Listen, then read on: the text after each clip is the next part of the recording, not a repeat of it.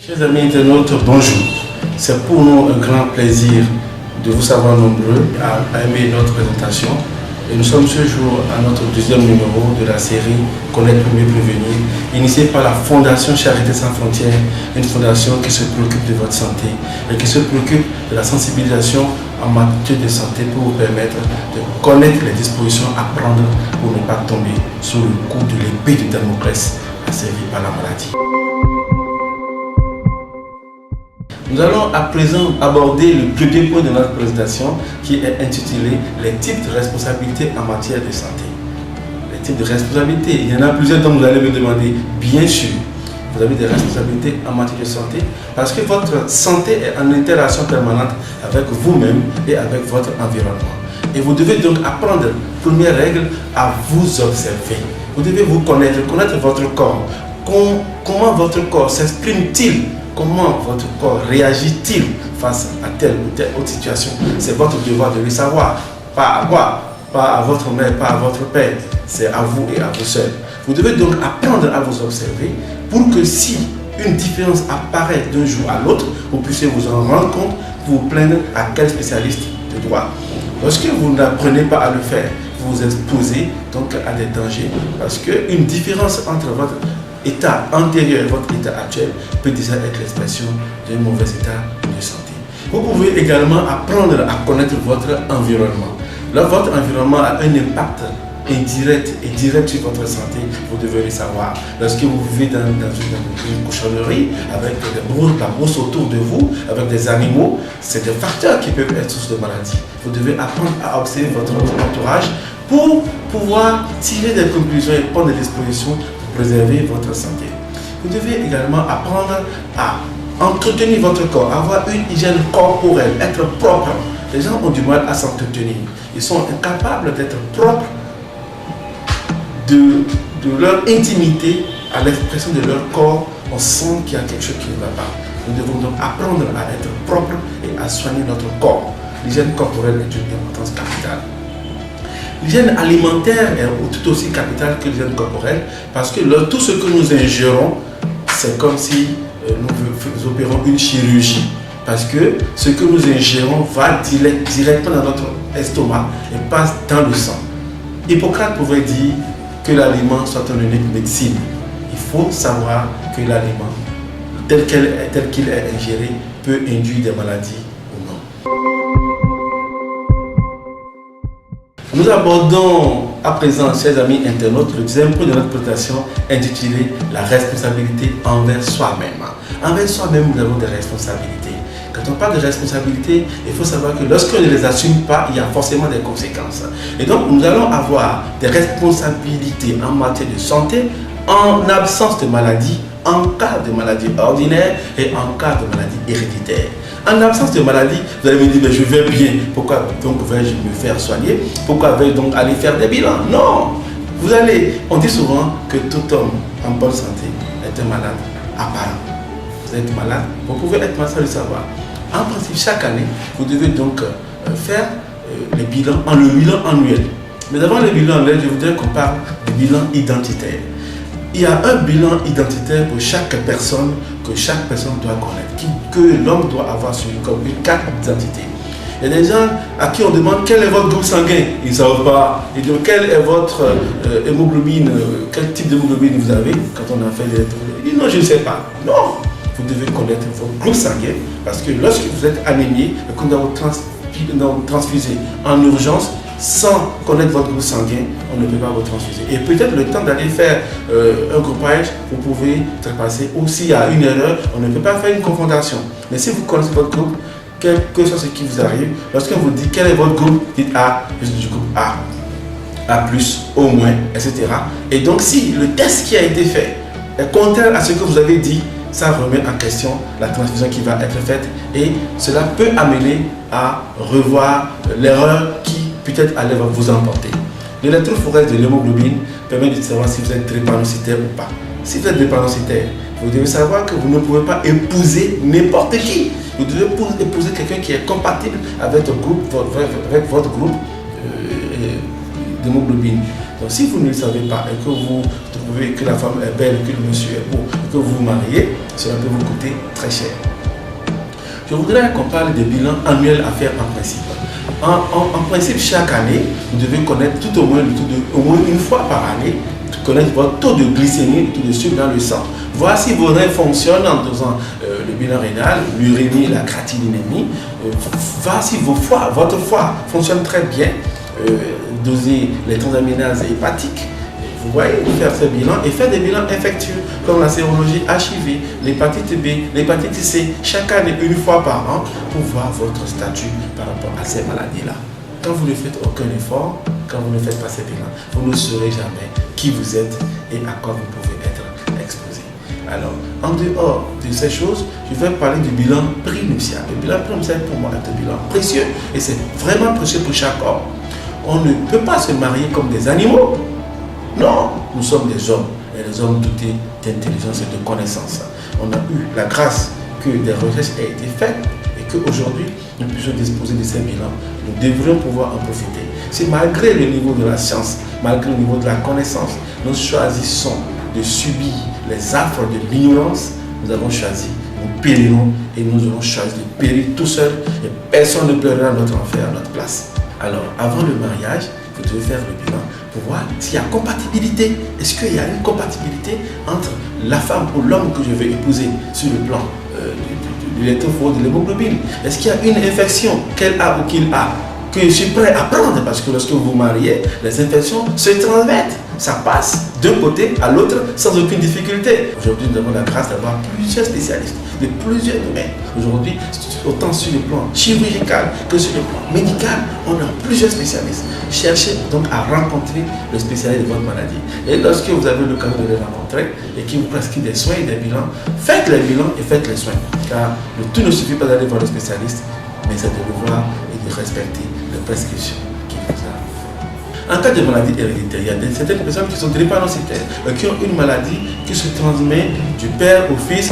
Alors, lorsqu'il y a une maladie qui est comme ça et que vous êtes conscient de cela, vous devez faire dépister votre entourage, vos frères, vos soeurs, vos parents, mais surtout vos enfants, pour identifier le spécialiste de cette maladie héréditaire, pour se faire suivre, se faire surveiller et se faire contrôler régulièrement et périodiquement.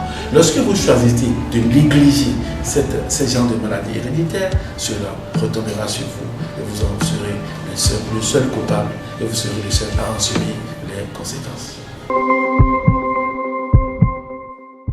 Nous allons maintenant aborder, chers amis internautes, le troisième point de notre présentation intitulée « La responsabilité vis-à-vis de sa femme ». Ah, c'est un sujet qui va peut-être vous faire sourire. Oui, vous avez des responsabilités vis-à-vis de votre femme parce que c'est à vous de l'observer et de voir s'il y a des anomalies, s'il y a des souffrances qui sont exprimées et qui ne sont pas soulagées. C'est à vous de les identifier et de l'orienter, de la guider, de guider sa mère, de guider ses pas vers le spécialiste. En dehors des bilans classiques dont je viens de parler, il est important de préciser que la femme présente des périodes de fragilité qui font qu'elle doit mériter l'attention de son mari pendant ces périodes-là. Tenons l'exemple de la grossesse. Pendant la grossesse, la femme est fragile, elle est exposée. Si elle a une infection, cela peut être fatal autant pour elle que pour son bébé. Elle doit donc, si elle tombe enceinte, aller voir un gynécologue pour se faire suivre. Parce que la grossesse n'est pas un hasard, la grossesse a été planifiée forcément par vous et elle. Donc vous avez la responsabilité de l'accompagner voir le gynécologue pour se faire suivre, pour faire une consultation prénatale tous les trimestres et faire les bilans tous les trimestres pour se faire contrôler et dépister chaque anomalie pour se faire prendre en charge. Mais également, les femmes peuvent être sujettes à des infections génito-urinaires qui vont se manifester par des brûlures mictionnelles pendant qu'elles urinent, des pertes vaginales, de mauvaises odeurs, d'odeurs nauséabondes, etc.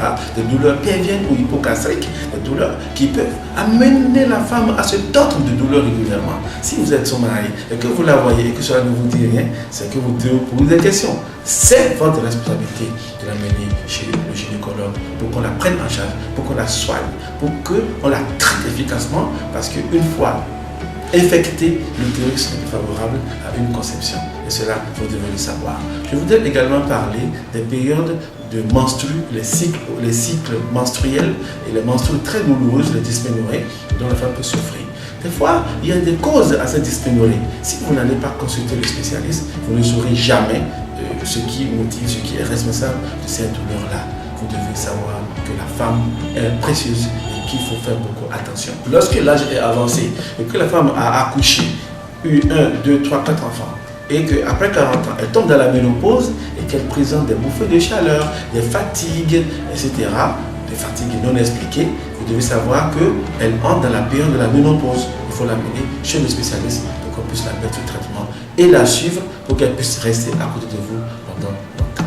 Nous avons la responsabilité de suivre notre enfance, de suivre leur santé, depuis leur conception, depuis la grossesse, jusqu'à ce qu'ils grandissent et qu'ils soient autonomes, capables de prendre en charge leur vie. Dès qu'ils sont responsables, ils deviennent responsables de leur santé.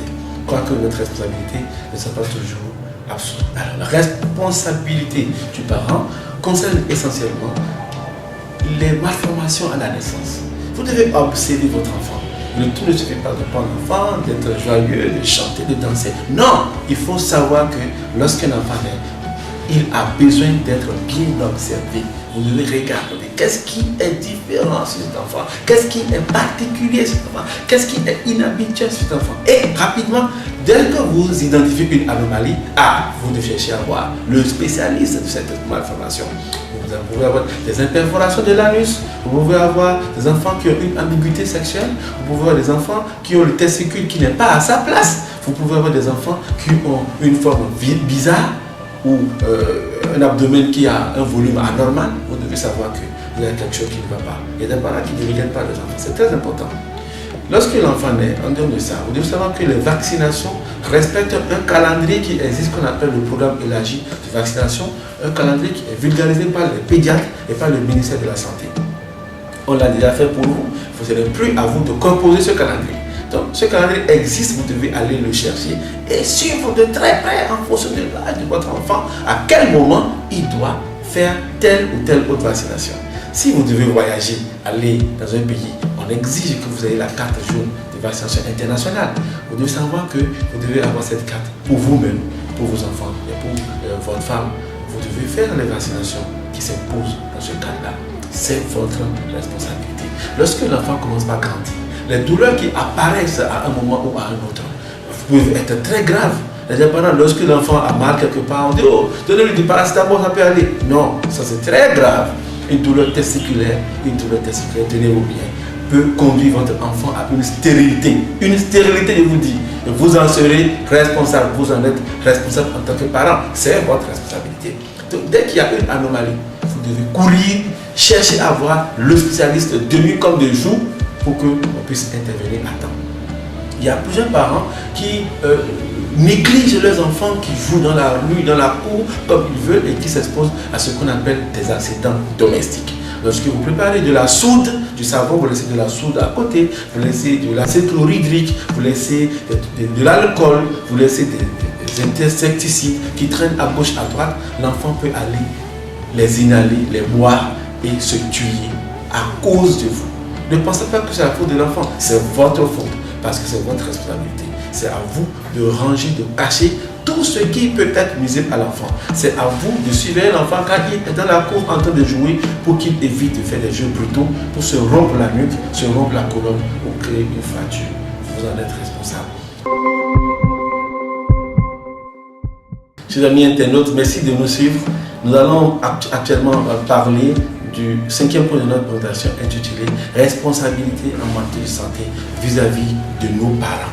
Et quand on parle de parents, lorsque nous avons été petits et enfants, ils nous ont traîné par la main, ils nous ont fait danser, fait chanter, ils chantaient pour nous. Et ça a été leur responsabilité de veiller sur notre santé. Mais tenez-vous bien, lorsqu'ils prennent de l'âge, les rôles s'inversent. Ça devient notre responsabilité de veiller sur nos parents. Il faut en avoir conscience. Et il faut savoir que cette responsabilité est incontournable. Vous devez le faire. Si vous ne le faites pas, sachez que vous avez raté une responsabilité qui est la vôtre. Alors, par rapport à votre mère, lorsque votre mère a un certain âge, vous devez savoir qu'il faut la conduire pour faire les soins. lorsqu'elle a des troubles de la ménopause, lorsqu'elle a des bouffées de chaleur, lorsqu'elle a des problèmes.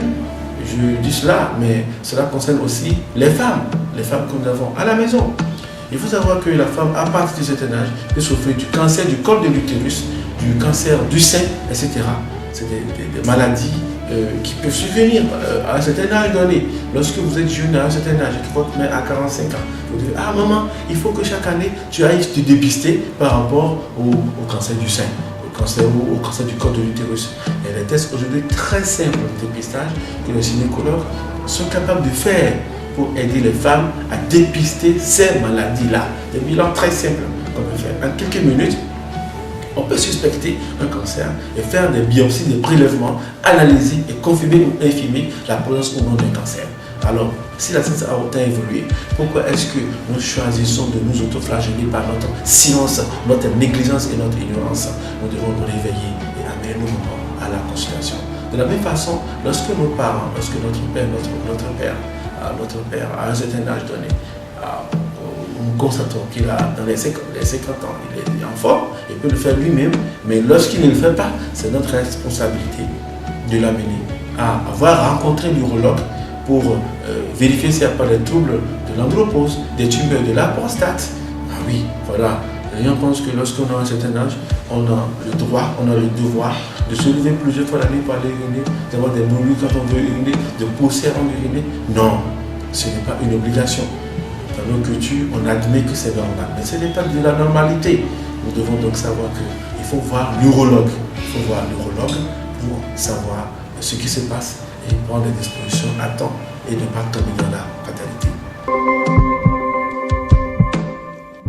Chers amis internautes, nous vous remercions infiniment pour votre aimable attention, pour avoir suivi avec beaucoup d'amour et beaucoup de joie cette présentation qui vient de finir. Et nous vous invitons massivement à nous suivre prochainement sur le 3e numéro qui est intitulé Responsabilité parentale en matière de santé des enfants. Je vous remercie. Bye.